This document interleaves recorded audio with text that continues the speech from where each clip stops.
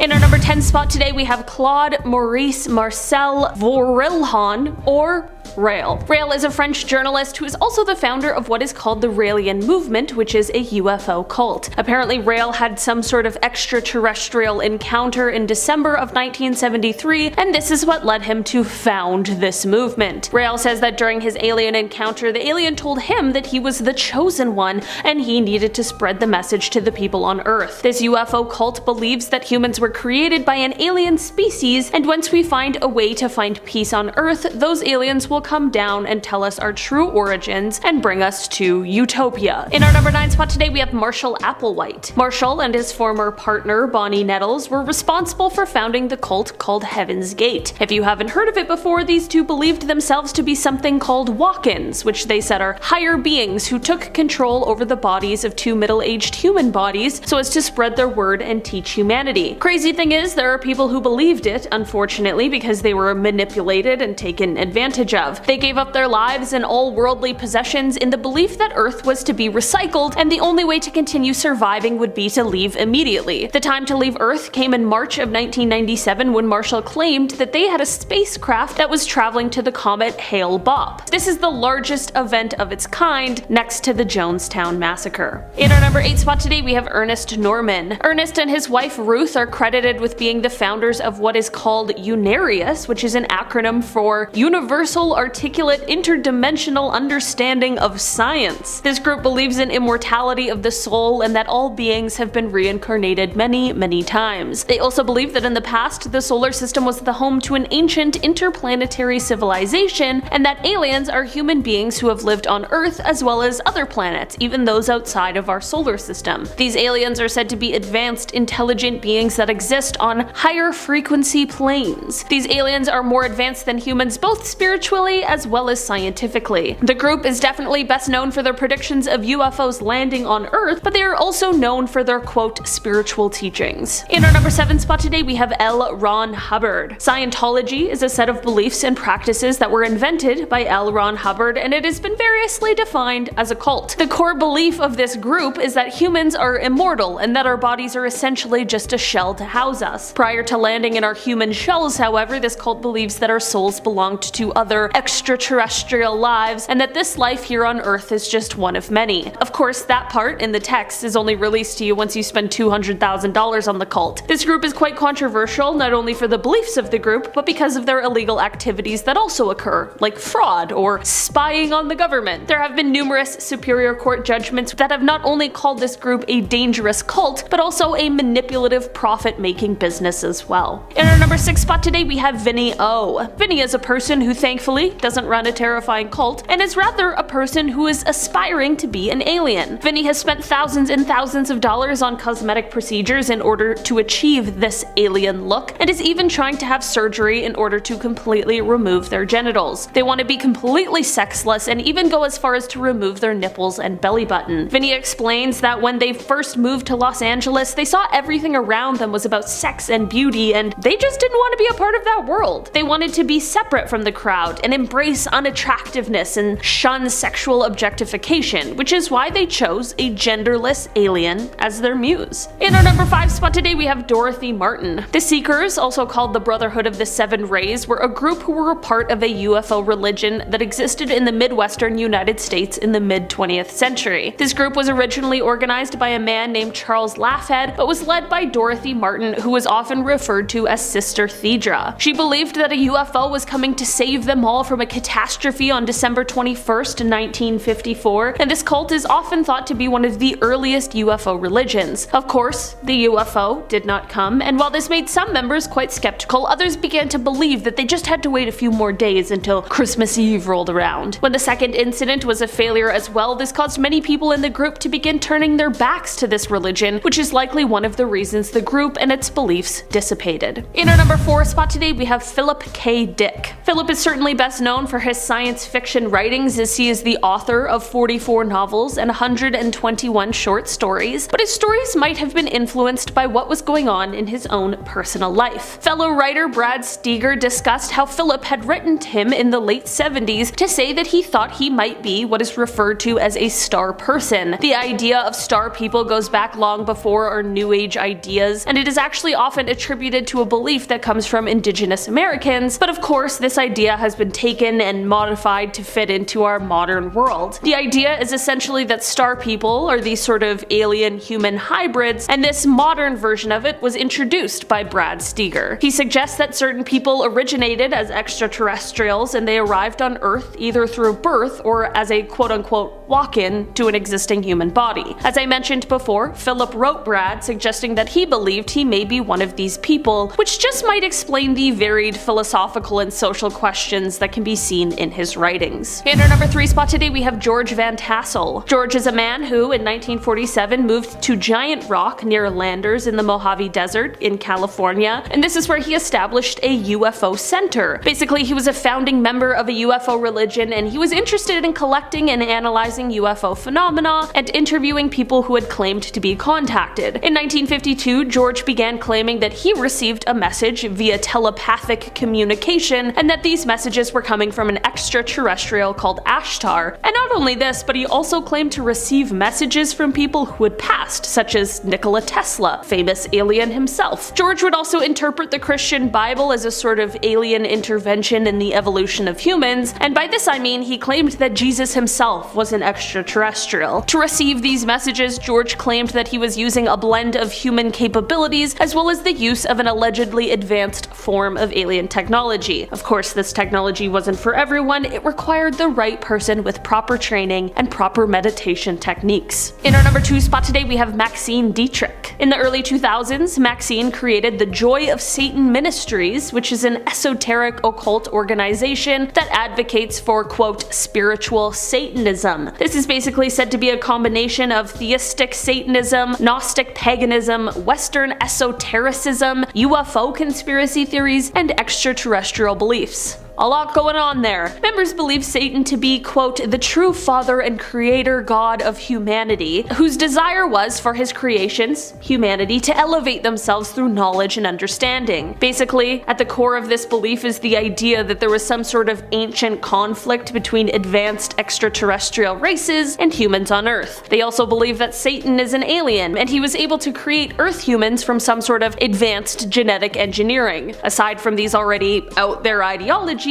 are way more insane and extremely harmful beliefs as well. All in all, this is just one belief system that would probably be best to just stay far, far away from. In our number 1 spot today, we have Heidi Fitko Garth. This is the person who is credited with founding a religious movement that is known as the Atman Foundation. This movement was active mainly on an island in the Canary Islands as well as in Germany. This movement received quite a bit of media attention in 1998 because of a huge scare that occurred. Basically, there were 32 members of this sect that believed they were going to be collected by a spacecraft and taken to a new, unspecified location on another planet. This is definitely quite a strange group, and it's unclear if they still exist or not, but hopefully not, considering the spacecraft they were all waiting for likely never came. Starting off this list in our number 10 spot, we have Yvonne Cole. Yvonne is a person who claimed back in 1986 that they were receiving messages from an extraterrestrial being.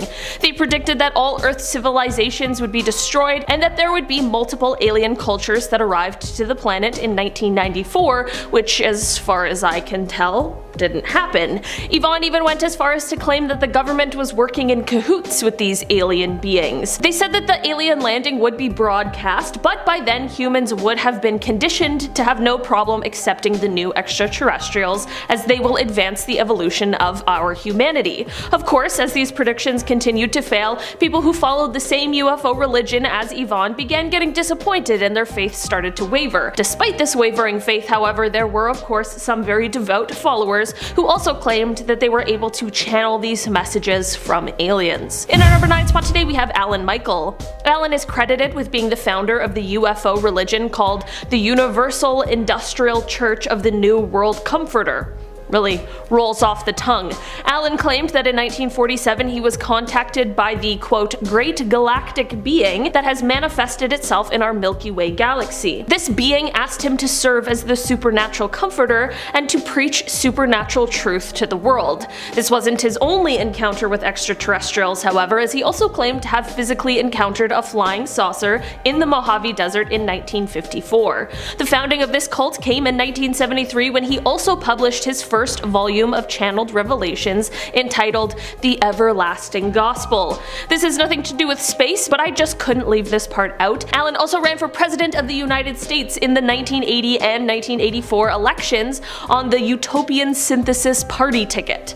I don't think you need to be a history buff to know that he didn't win. In our number 8 spot today we have Hans Günther Freilich. Hans is the man who is credited with the founding of a cult which we are going to call THG for short. Headquartered in Vienna, Austria, this cult was founded in the 1980s and 90s, and they enjoy handing out pamphlets with quite an interesting idea of how life came to this planet. They suggest that a certain race of humans actually came to Atlantis from a star, which they allege is information that they gathered from ancient Sumerian manuscripts. This cult has a whole pile of extremely controversial beliefs, all based on the idea that this race of extraterrestrial beings are divine and that they came here to dominate the others. Those who believe in this wild set of values and stories apparently also believe that there is a giant space fleet on their way from the star to Earth, where they will all join forces and complete what they believe is the path we are destined to follow. It's not hard to tell that these beliefs are extremely harmful, and I think it just goes without saying that this is a UFO religion we can all just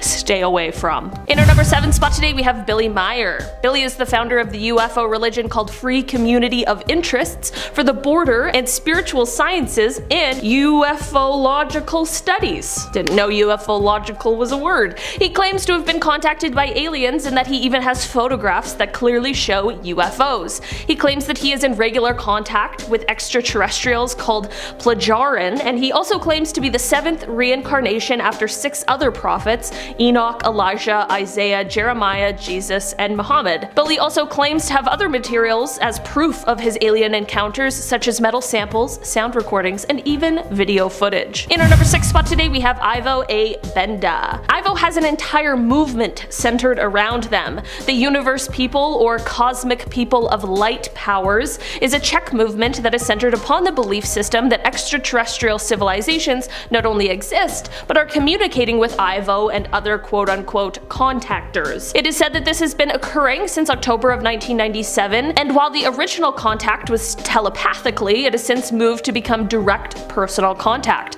According to Ivo, these civilizations operate a fleet of spaceships that orbit and closely watch Earth as they wait to help the good by eventually transporting them to another dimension. This UFO religion is sort of like a mix of many others and even includes some Christian teachings as well. In our number 5 spot today we have Han Ming Chen. Han Ming is the founder of Chen Tao, which is a UFO religion. Han Ming was actually an atheist until he joined a religious cultivation group. After breaking from this group for a short period, he created another group with one more person, but shortly after broke that off as well. He then moved to the United States, and from here is when he began to start incorporating more pseudo-scientific information when it came to his beliefs around the cosmos and UFOs, as well as including the Christian motifs of the prophecy of the end of the Great Tribulation. It is said that now this religion mixes beliefs of Buddhism, Taoism, and UFOlogy, and that it focuses mainly on how we each have 3 souls that are able to transmigrate. A lot of focus on spiritual energy here. Han Ming believes that the Earth went through 5 periods of tribulations that date back to the age of dinosaurs, and that each of these events were only survived by beings from North America who were rescued by God in a flying saucer. He also believed that the solar system is 4.5 trillion years old, which is roughly 300 times the age science gives for the universe, and he also believes that the solar system was created by a nuclear war. Sure where he got that one from. In our number 4 spot today we have William Ferguson. Back in the 1950s, the Chicago mailman by the name of William Ferguson created a cult called the Cosmic Circle of Fellowship after he claimed that he had made contact with beings from another planet. William claimed that by going into a state of extreme relaxation, our mind, souls, and bodies could potentially just cease to exist. After experimenting with this state for about a year, William began to claim that he could transport himself to the 6th and even 7th dimensions. Not only this, but that every time he returned to Earth, he found his body no longer existed, and he had to recreate it by strenuous psychic exertions. William started to claim that he could channel techniques for healing and spiritual development through a pan-dimensional entity called Kauga. He actually said that he could use this special technique given to him by Kauga, where he could clarify water in a way that would heal almost any disease. This of course resulted in him being charged with medical quackery and the perpetration of medical fraud, for which he was convicted and imprisoned. After his release, he began explaining that he had been transporting himself to Mars, and that he had even taken trips aboard a spacecraft. He revealed that the spacemen and their ships exist in higher dimensions and can therefore appear in and disappear from our own space-time at their own will. In our number 3 spot today, we have ERIKA, HEDWIG, BERTSCHINGER-EICKE.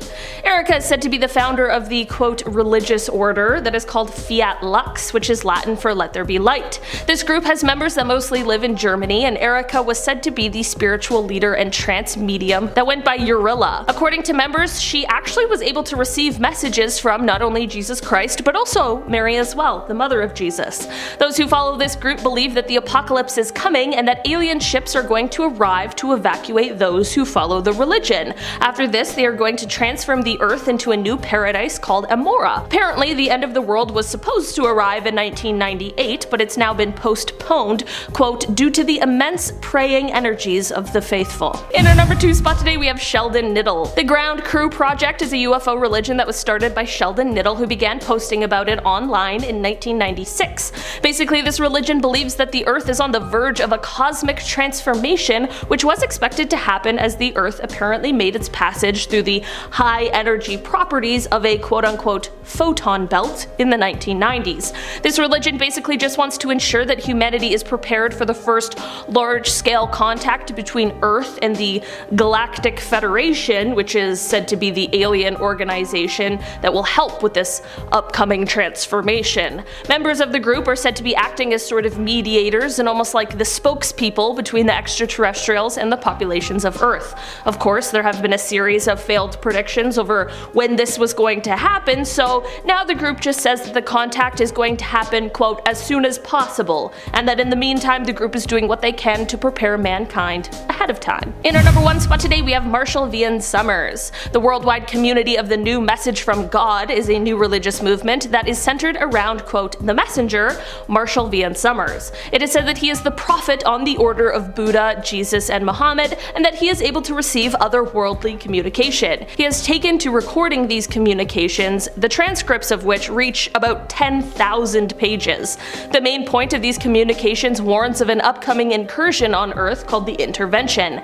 Basically, he claims that this is going to be a global upheaval that involves interactions between humans and extraterrestrials, which he says are from the, quote, greater community.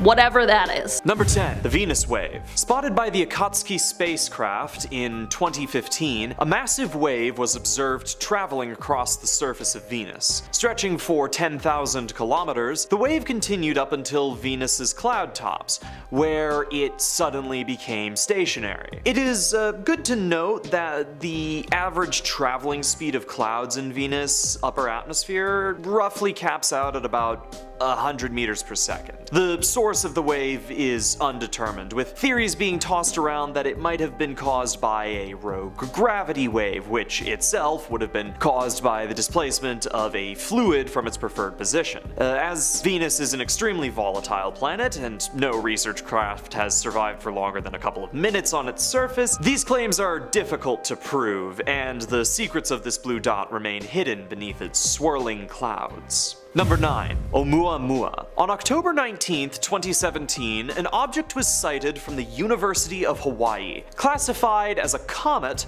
the object is thin and flat, or roughly a quarter of a mile long. But more importantly, it was picking up speed. If you don't remember middle school science, an object in motion remains in motion unless acted upon by an object of similar or equal mass. In space, because there is nothing to act upon the object to slow it down, any velocity will be kept until impact. But an increase in velocity doesn't make sense without propellant. So what was moving Oumuamua? Well, Well, the theory goes that it might contain a chunk of solid hydrogen, which was slowly falling off of the object's surface and allowing for an increase in speed. However, studying the comet is completely impossible, as it's the first observed object to fly into our system and then fly back out. So this theory is just kind of unconfirmed, and we may never know where the traveler came from, nor where it did go. Number 8.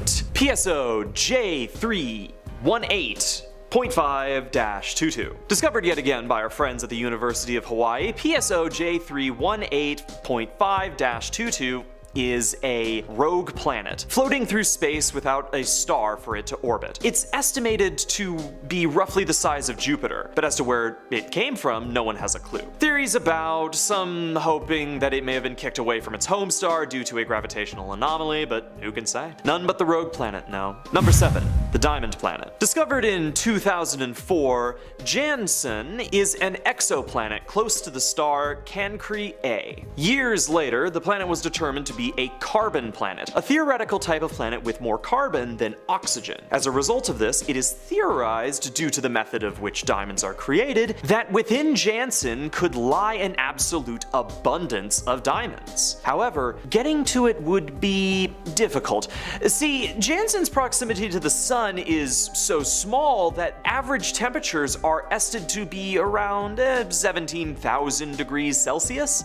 So good luck getting close enough to snag some stones. Honestly, the scariest thing to me is that someone might actually try this, for reasons that I doubt even the greatest minds could truly comprehend, beyond, I guess, greed. Number 6. The Vampire Star. Halloween's over, but the true horror fans know that it lasts all year long. Not just limited to our solar system, the existence of Hammer horror classic monsters has clearly reached the stars, specifically symbiotic stars. See, when two stars are formed in proximity to one another, their mass will draw in the hydrogen from the other star, which will deplete its life, turning it into a white dwarf. From there, the white dwarf will go supernova, annihilating both in the process. What scientists have difficulty explaining is how such celestial entities exist, and worst of all, how some have survived the supernova. It's hypothesized that Betelgeuse, the star, not the ghost, is what's called a cannibal star, and before we observed it,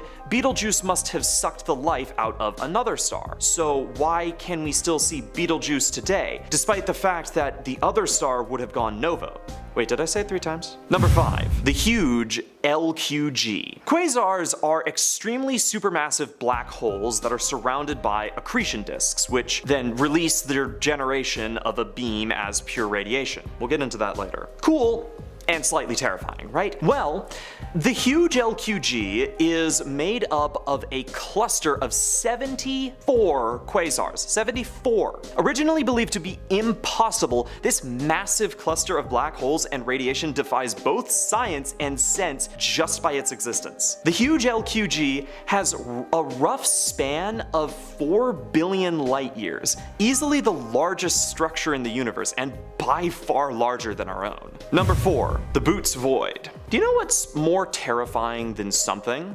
Nothing. And the Boots Void is just that. Nothing. A region of space where there is simply nothing. And to be clear, this isn't Barnard 68, the dark nebula that eats light. No. This is just nothing. Several galaxies do surround it, but none exist within its center. There's nothing within the void. There may never have been, and there maybe never will be. Or maybe there's just something keeping everything else out. Number 3. The incoming megacomet. Did you know that every year 17,000 meteorites fall to Earth? Now, most of these just burn up in the atmosphere, usually long before they're visible. The ones that can be seen are the ones that are actually dubbed meteors. But what if a meteor couldn't burn up in the atmosphere? Spotted by the Hubble telescope, the comet Bernard-Danieli-Bernstein is currently flying right towards us at around 72,000 miles per hour. 60 miles across, the meteor is roughly half the theorized size of the asteroid responsible for ending the age of the dinosaurs. But nevertheless, this cosmic catastrophe could cause considerable consternation were it to collide with our rock. So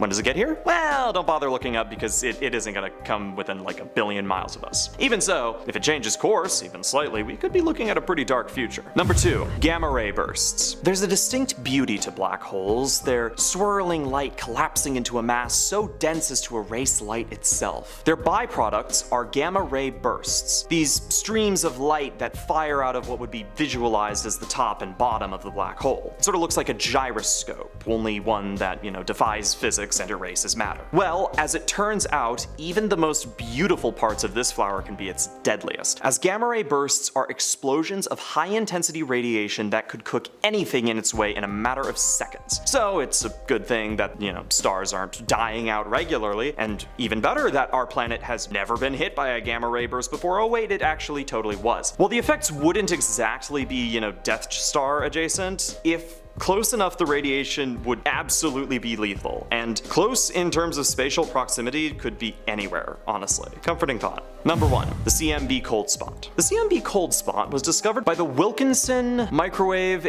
Anisotropy Probe, a device primarily constructed to measure cosmic background radiation and test the theory of the Big Bang. The cold spot was added to a structure that is titled, I'm not joking, the Axis of Evil, a name given to any anomaly that deviates from the Copernican principle. Far larger than the Boots void, temperatures within the cold spot are around 0.00007 Kelvin. The average in space, of course, is about 2.7 Kelvin. What caused the creation of the cold spot is unknown, but physicist Laura Mersini-Houghton claimed that it could be an imprint from a parallel universe.